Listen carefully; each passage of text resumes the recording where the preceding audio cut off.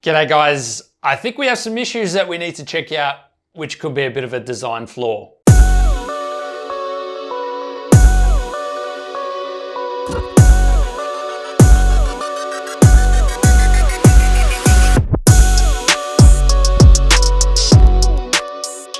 My name is Corey and I run the Designs by IFR YouTube channel. Recently you guys may have seen a few videos circling the internet regarding the Corsair Hydro X series water blocks and in particular leaking at the terminal. Well, we've actually got our own here. This actually came from our review media kit right at the beginning of when Hydro X was launched, and we haven't even opened this one yet, so we thought it'd be a good idea to test this. Now, this was actually first brought to our attention when we had a bunch of notifications over on Twitter. Actually, one of our Patreons pointed us in the direction of a channel by the name of Major Hardware, who had originally discovered this issue with not one, but two of his blocks. Now, when I was watching the video, I was unsure of how much force was actually being applied to the terminal itself, so I wanted to try this out for myself. Now, Jay's 2 cents also came out with a video a few days later actually mimicking the same results and showed that if you apply some pressure, obviously the water will spurt out. Now, he did talk about a few fixes which could possibly prevent the leaking. He did mention that adding a third screw in the middle of the block would be a good idea, and he also mentioned that adding maybe some thicker O-rings might be a good idea as well. Now, if you have any experience in water cooling, you'd know that this is pretty much what would fix the issue. However, I did want to test this for myself. It seems Jay didn't have any O-rings and Major Hardware didn't do any testing to try and fix the issue. I wanted to see if I could use my supply of O-rings and see if I could actually fix this issue. And then obviously bring it to Corsair's attention so they know exactly what they need to do to fix their block. So here's how it's going to go. Firstly, I want to try and mimic the issue that Major Hardware was having and Jay's 2 cents was having to see if number one, our block is faulty just like the rest. I'm sure it will be. Then number two, I want to see if we can simply fix the issue by adding a few larger O-rings in there so that it creates more pressure between them and it squeezes that O-ring a lot tighter so that when the block does have some tilt applied to the top, hopefully there is still enough pressure between the O-ring and the block itself that it will not leak. So let's give that a go and we'll see what the results are.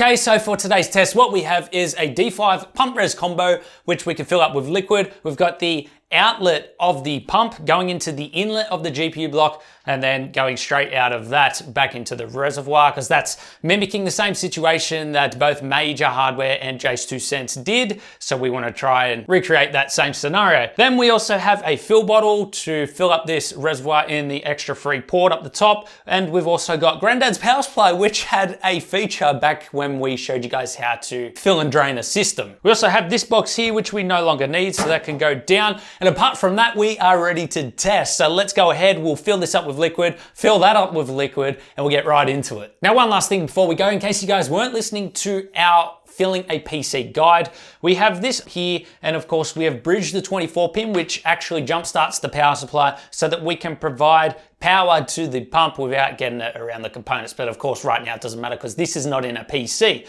So we'll just hook up the Molex to the pump and it will be good to go.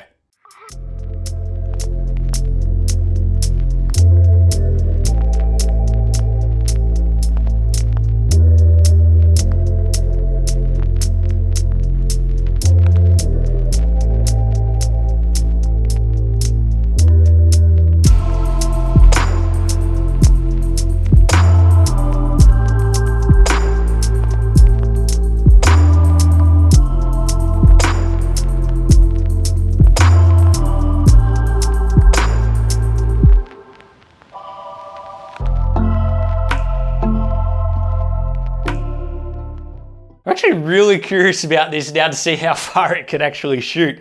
What I've done here is I've capped off the top just in case, we accidentally drop it, which I don't think we're gonna do, but better be safe than sorry. I've also got the power supply behind everything, so it's not gonna be getting sprayed with liquid. We don't want that.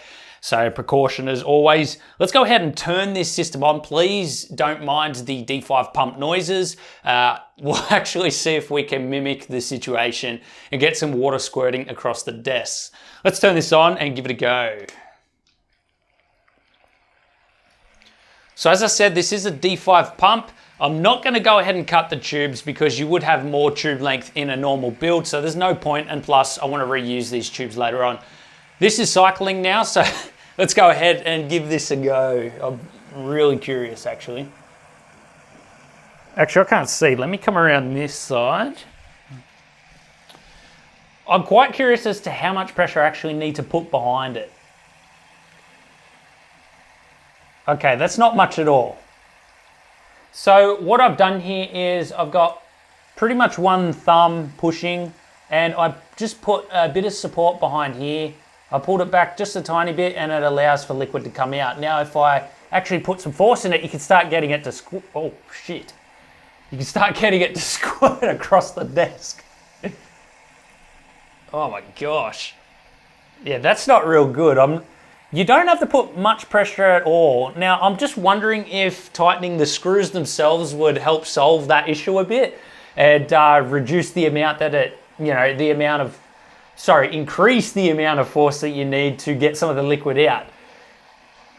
But yeah, as you guys can see, that's going pretty far. Actually, I've got a bit of an idea. Give me a second and I'll be right back. All right, so I came up with a bit of an idea to demonstrate how far this thing can actually shoot. I don't know if you guys are prepared for this. Jay, I hope you enjoy. Now, in all honesty, guys, this is all just for some good fun. Let's actually see how far this can squirt and see if we can hit the bullseye. Jay, I hope you don't mind. I don't even know if we'll reach it. Hey, we got it! I don't have to put much effort into that at all. Oh shit, it's going on the floor! No! I'm gonna clean this up. I can't let it go on the floor. We have carpet in here, it's red dye.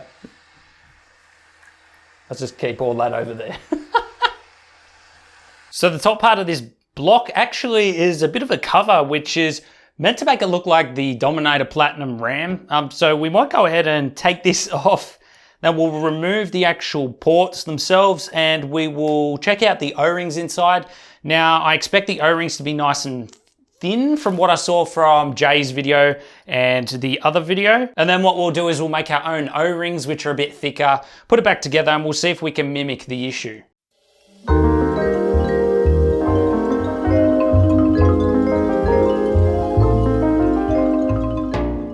So here's what the seal looks like underneath. You can see that this O-ring does not stick up much at all. I'll try not to bump the table too much for you guys because it is zoomed in far and you guys will get headaches, but this is the O-ring that I pulled out and that took a very long time to get out. I had to stick something sharp in there to try and get it out. I've run into a bit of an issue though. Now I really wanted to create my own O-ring for this, but unfortunately the channels, I was not expecting these O-rings to be as small as they are. But the channels that the O-rings sit in are so small that I wouldn't be able to even remotely get any of my O-ring inside of there. You know, you could see the size of this O-ring right here compared to mine in terms of thickness, and there's just no way that this would go in there. So there's no point me actually trying to do that because it wouldn't mimic real world situations where they would actually mill out the correct channel size for this 2mm O-ring. So there's no point me trying it because it's not going to fit and I'm not going to be able to get it to stay there. Well, unfortunately, we can't test the O-rings.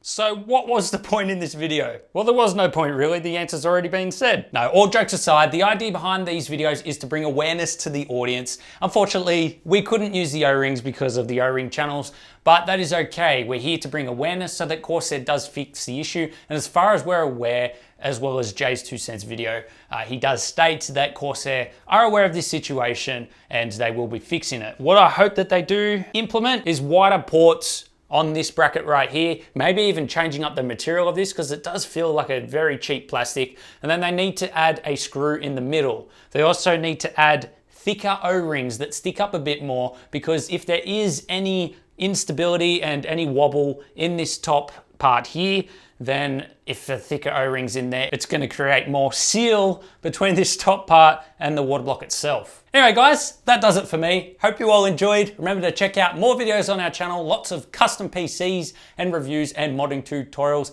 and much more. And if you enjoyed this video, remember to slap a like on it, and down in the comments below, let me know if you enjoyed this video or not, because we don't do this often. So it's good to try new things, and yeah, I hope you guys had as much fun as I did. Also, if you would like to support us, our Patreon link and YouTube member link is in the description. Helps us out a lot. So thank you guys for the support. As I said, it's much appreciated. Hit that subscribe button for me, and we'll see you all in the next one.